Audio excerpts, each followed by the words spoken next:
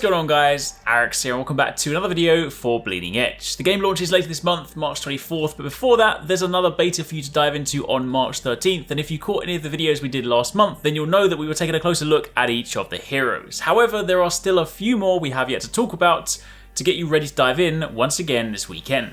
Massive shout out to Ninja Theory for very kindly sponsoring this series and giving me access to the game so that I can record all of this for you guys. So if you're excited for Bleeding Edge or you just want to learn more, then be sure to check back every day this week for a look at another one of this game's colourful cast of augmented anti-heroes.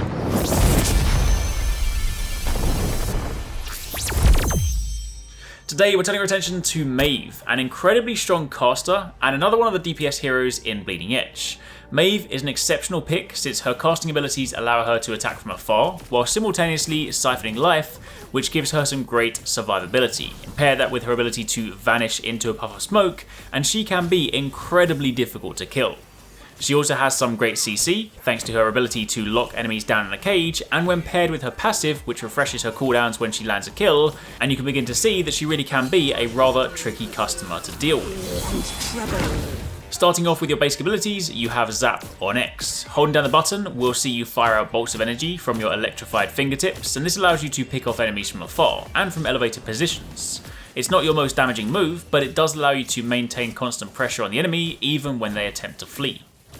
Maeve also has an incredibly potent passive, Schadenfreude, where killing an enemy will instantly reset all special cooldowns, and as you'll see in a moment, you have some very powerful special moves. So if you can be the one to land the finishing blow in team fights, then your specials are almost always going to be off cooldown. Now if we turn our attention to your specials, you have three main options to choose from. First up, you have Kage. With this, you'll trap a nearby enemy in this giant bird cage for a few seconds, locking them in place and leaving them vulnerable to attack from your team. They can still attack from within the cage, but they can't escape, so they're basically a sitting duck. This is great when used on fleeing enemies, or just as a means to isolate a single opponent and have your team pile onto them. Next up, you have Vanish, a very important move for survival. With this, you disappear and become invulnerable for a short period of time. From the enemy's perspective, you are invisible, so when activated, you'll see yourself covered in this sort of purpley green cloud, and you can then run away to a safe location before you reappear. It's for this reason that it's incredibly hard to kill Maeve, because you ideally want to save this until you're almost dead, you then vanish, run away, heal up, and return to fight another day.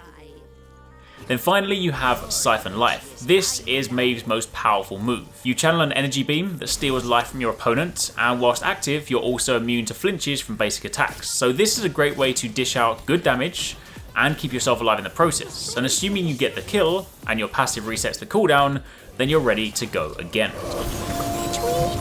Now let's talk about your super abilities. There are two you have to choose from. The first one is Peekaboo. With this, you'll enter your cauldron and teleport to any visible enemy, stunning them on arrival. This is a good way to dive into the thick of battle, cause a little mayhem, and then get out before things get too much for you to handle.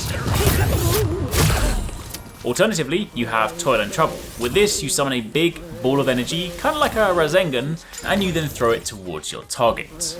And when it explodes, it deals massive damage. It is, however, worth noting that this has a cast time, and if you're hit while casting it, you can be interrupted, and it also moves quite slowly, so it can be dodged. Ideally, you want to throw it into the middle of a big team battle, and get as many opponents as possible with the explosion.